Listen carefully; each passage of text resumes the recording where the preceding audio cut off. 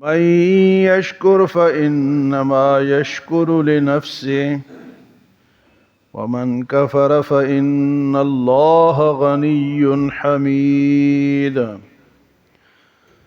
وإذ قال لقمان لابنه وهو يعظه يا بني لا تشرك بالله إن الشرك لظلم عظيم۔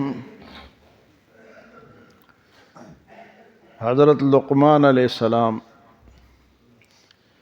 ایک اللہ کے نیک بزرگ انسان تھے اور بڑے دانا تھے، سمجھ والے تھے۔ اس سورت کا نام بھی انہی کے نام پہ رکھا گیا ہے، سورت لقمان۔ جمہور مفسرین کا یہ اتفاق ہے کہ وہ نبی نہیں تھے، اللہ کے ولی تھے، نیک آدمی تھے۔ بعض لوگوں نے ان کے نبی ہونے کا بھی ذکر کیا، لیکن نبی نہیں تھے، اللہ کے ولی تھے، نیک بندے تھے، لیکن سمجھ والے تھے، دانائی والے تھے، حکمت کی باتیں فرماتے تھے۔ دور ان کا داؤد علیہ السلام کے دور میں یہ تھے۔ 1000 سال ان کی عمر تھی اور بہت سارے انبیاء سے ان کی ملاقاتیں ہوئی۔ تو یہاں لقمان علیہ السلام کی کچھ نصائح کا ذکر ہے، پورا رکوع اس پر مشتمل ہے کہ انہوں نے اپنے بیٹے سے کچھ نصیحت کی باتیں کی۔ سب سے پہلے اللہ پاک نے فرمایا کہ ہم نے لقمان علیہ السلام کو حکمت عطا فرمائی۔ وَلَقَدْ آتَيْنَا لُقْمَانَ الْحِكْمَةَ أَنِ اشْكُرْ لِلَّهِ۔ ہم نے حکمت عطا فرمائی۔ حکمت اس بات کی کہ اس پہ اللہ کا شکر ادا کرو۔ حکمت کسے کہتے ہیں؟ اللہ پاک نے بے شمار دفعہ قرآن میں فرمایا کہ وَيُعَلِّمُهُمُ الْكِتَابَ وَالْحِكْمَةَ، اپنے نبی کو کتاب بھی سکھائی اور حکمت بھی سکھائی۔ یؤتی الحکمت من یشاء، اللہ جسے چاہتا ہے حکمت عطا کرتا ہے، اور جسے حکمت مل جاتی ہے اسے خیر کثیر مل جاتی ہے۔ من یؤتی الحکمت من یشاء فقد اوتی خیرا کثیرا۔ اور حدیث مبارک میں ہے کہ حکمت مومن کی گمشدہ میراث ہے، جہاں سے اسے ملے وہ حاصل کرے۔ مومن کی گمشدہ میراث ہے، وہ جہاں اسے۔ تو حکمت کا مطلب ہے سمجھ، دانائی، کسی بات کو سمجھنا۔ اور سب سے بڑی بات یہ ہے کہ انسان اپنے رب کو سمجھ لے، اس کو پہچان لے۔ ہوتے ہیں نا کہ ہر بندہ سیدھے راستے پہ جو سمجھدار ہوتا ہے، جو برے راستوں پہ ہوتا ہے وہ ناسمجھ ہوتا ہے۔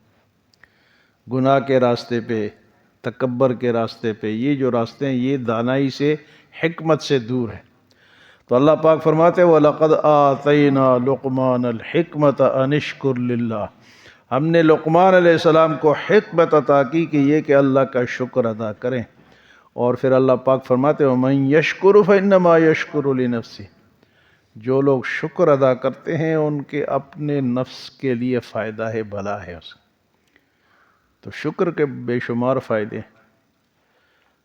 اللہ کی ہر نعمت پہ شکر، ہر نعمت پہ شکر۔ وَمَن يَشْكُرْ فَإِنَّمَا يَشْكُرُ لِنَفْسِهِ، اور جو شکر ادا کرتا ہے اللہ اس نعمت کو بڑھاتا ہے، زیادہ کرتا ہے۔ صحت اللہ نے دی الحمدللہ، اولاد دی الحمدللہ، مال دی الحمدللہ، سمجھ دی، نماز کی توفیق دی، یہ سب نعمتیں ہیں۔ اس پہ کیا کرنا چاہیے؟ شکر۔ جب ہم شکر کریں گے اللہ فرماتے ہیں لَإِن شَكَرْتُمْ لَأَزِيدَنَّكُمْ، اگر تم شکر کرے گے تو میں اس کو بڑھاؤں گا۔ وَلَئِن كَفَرْتُمْ إِنَّ عَذَابِي لَشَدِيدٌ، اگر ناشکری کرو گے تو میری پکڑ بڑی سخت ہے۔ فرمایا وَمَن يَشْكُرْ فَإِنَّمَا، ہم نے لقمان علیہ السلام کو حکمت عطا، دانائی عطا کی، اور فرمایا کہ شکر کرو، اور شکر جو کرے گا وہ اپنے نفس کے بھلائی کے لیے کرے گا۔ وَمَن يَشْكُرْ فَإِنَّمَا يَشْكُرُ لِنَفْسِهِ وَمَن كَفَرَ، اور جو ناشکری کرے گا فإن اللہ غنی حمید، بے شک اللہ تعالیٰ تو بے پرواہ ہے اور تعریفوں والا ہے، اس کو کسی کی پرواہ نہیں۔ کوئی ساری زندگی عبادت کرے اس کی حکومت اتنی ہی ہے، کوئی نہ کرے اس کی حکومت تب بھی اتنی ہے۔ کسی کے شکر کرنے سے یا کسی کی زیادہ عبادت اس کی عبادت کم زیادہ نہیں ہوتی، حکومت کم زیادہ نہیں ہوتی، لیکن فائدہ کیسے ہوتا ہے؟ اور فرمایا کہ اگر تم نہیں بھی کرو گے تو اس کو تعریف کی، ہم کہتے ہیں فلاں بندہ بڑا اچھا ہے، فلاں یہ ہے، فلاں کی تعریف، اللہ کی تعریف نہ بھی کرو تو حجر و شجر و پرند و چرند سب اس کی تعریف کرتے، ہر چیز اس کی تعریف۔ انسان نہ بھی کرے تو انسان کی اپنی وہ ہے بدبختی ہے، تو اللہ کی تعریف ہر وقت، اللہ کی تعریف ہو۔ نماز ہماری کہاں سے شروع ہوتی ہے؟ الحمدللہ، شکر سے شروع ہوتی ہے۔ فرمایا ومن کفر، جو ناشکری کرے گا، فإن اللہ غنی حمید، بے شک اللہ تعالیٰ پرواہ اور تعریفوں والا ہے۔ پھر لقمان علیہ السلام کے بیٹے کو نصیحت ہے۔ لقمان علیہ السلام داؤد علیہ السلام کے دور میں، تو داؤد علیہ السلام نے ایک دفعہ ان سے کہا کہ ایک بکری ذبح کریں اور اس کے گوشت کے بہترین حصے میرے سامنے پیش کریں۔ بکری ذبح کر کے اس کے گوشت کے بہترین حصہ میرے سامنے پیش کریں۔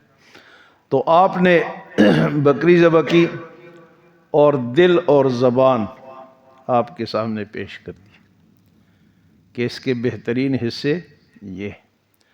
کچھ عرصے کے بعد داؤد علیہ السلام نے پھر فرمایا کہ بکری ذبح کریں اور اس کے بدترین حصے میرے سامنے پیش کریں۔ تو لقمان علیہ السلام نے پھر بکری ذبح کی اور دل اور زبان پیش کر دی۔ داؤد علیہ السلام نے کہا جی اچھی چیزیں بتایا تھا تو تب بھی یہ دو چیزیں، اور بری چیز بتائے تو تب بھی دل اور زبان۔ تو حکمت والے تھے نا، تو فرمایا کہ انسان کے اندر یہ دو چیزیں اگر اچھی ہوں، دل اور زبان، تو یہ بہترین حصے ہیں۔ ہاں جی، دل کے اندر اچھائی ہو، اللہ کی بڑائی ہو، نیکی، ایمان، یہ چیزیں اس کے اندر یہ بہترین ہے۔ اسی طرح زبان ہے، اس میں اللہ کی تعریف ہو، اچھی باتیں ہوں، حکمت کی باتیں ہوں، دین کی باتیں ہوں، تو یہ اچھی چیز ہے۔ اور فرمایا کہ اس کے اندر اگر تکبر ہے، بدمعاشی ہے، تکبر ہے، غرور ہے، کینہ ہے، بغض ہے، تو یہ سب سے بری چیز ہے۔ یہ زبان پہ گالم گلوچ ہے، بری باتیں ہیں، غیبت ہے، تو یہ بری چیز ہے۔ فرمایا کہ دونوں حصے یہی ہیں، اچھائی میں بھی یہ دو حصے ہیں اور برائی میں بھی۔ تو آپ نے جب اپنے بیٹے کو نصیحت کی تو پہلی نصیحت یہ، وَإِذْ قَالَ لُقْمَانُ لِابْنِهِ، جب لقمان علیہ السلام نے اپنے بیٹے سے فرمائے، وَهُوَ يَعِظُهُ، جو ان کو نصیحت کر رہے تھے، یا بنی لا تشرک باللہ، میرے بیٹے شرک سے بچو، اللہ کے ساتھ شرک سے بچو، ان الشرک لظلم عظیم، بے شک شرک جو ہے یہ سب سے بڑا گناہ ہے، قتل سے بڑا گناہ، بدکاری سے بڑا گناہ کیا ہے؟ شرک۔ ان اللہ لا یغفر ان یشرک بہ ویغفر ما دون ذلک لمن یشاء، 2 دفعہ یہ آیت قرآن میں آئی ہے کہ میں ہر گناہ معاف چاہوں گا تو معاف کر دوں گا، چاہوں گا تو، لیکن شرک کو معاف نہیں کروں، بہت بڑا گناہ ہے۔ کافر تو ہے ہی مشرک، لیکن مسلمانوں میں بھی مشرک پائے جاتے ہیں۔ اگر مسلمان اللہ کو چھوڑ کے غیر اللہ سے مدد مانگے، غیر اللہ کو سجدہ کرے، غیر اللہ کے سامنے رکوع کرے، جھکے، قبروں کے سامنے، بزرگوں کے سامنے، بزرگوں کو ماننا یہ ضروری ہے، لیکن ان کے سامنے جھکنا نہیں ہے، ان کے سامنے سجدہ نہیں ہے۔ اسی طرح قبروں میں جو اولیاء اللہ مدفون ہیں، اللہ کے نیک بندے ہیں، لیکن وہ ہمارے لیے کچھ نہیں کر سکتے، یہ نہیں کہ ہم اللہ کو چھوڑ کے جا کے ان سے مانگے۔ مسلمان شرک اس طرح کرتے، وہ ہندو تو کہتے ہیں رام رام، ہم بزرگوں کو پکارتے ہیں، دونوں میں کیا فرق ہے؟ وہ دیوتا اور دیویوں کو پکارتے ہیں، ہم بزرگوں کو پکارتے ہیں۔ تو بزرگوں کو ماننا یہ اور چیز ہے، ماننا یہ کہ ان کے راستوں پہ چلو، ان کی باتوں کو فالو کرو، ان کی باتوں پہ چلو، ان کی باتوں کو مانو، ان سے نہ مانگو۔ انہوں نے بھی اللہ سے مانگا ہے تو اللہ کے ولی بن گئے۔ انہوں نے کس سے مانگا؟ انہوں نے اللہ کی عبادت کی۔ تو یہ ہماری غلطی ہے، یہ مسلمانوں کے اندر یہ غلطیاں پائی جاتی ہیں۔ کافر تو ہے ہی مشرک، لیکن فرمایا کہ ان الشرک لظلم عظیم۔ تو اللہ پاک فرماتے کہ میں چاہوں گا تو باقی گناہ معاف کر دوں گا، لیکن شرک کو چاہتے ہوئے بھی معاف نہیں کروں گا، چاہتے ہوئے بھی۔ کیوں؟ کہ یہ جس طرح ہم کہتے ہیں نا کہ یہ میرے غیرت کا مسئلہ ہے، ہمارے گھر کی طرف، ہمارے خاندان کی طرف، ہماری عورتوں کی طرف کوئی دیکھے، کوئی بری بات کرے تو ہمیں غیرت آتی ہے نہیں آتی؟ تو اللہ فرماتا ہے کہ یہ میرا بندہ ہے، یہ مجھے چھوڑ کے کہیں اور دیکھے تو یہ میری غیرت گوارا نہیں کرتی، مجھ سے نہ مانگے، کسی اور سے مانگے۔ کیوں؟ بندہ میرا ہے، اور پھر بھی کھا میرا رہا ہے، صحت میری ہے، جان میری ہے، ہر چیز تیرے پاس میری ہے، تو مجھے چھوڑ کے کہیں اور جائے گا؟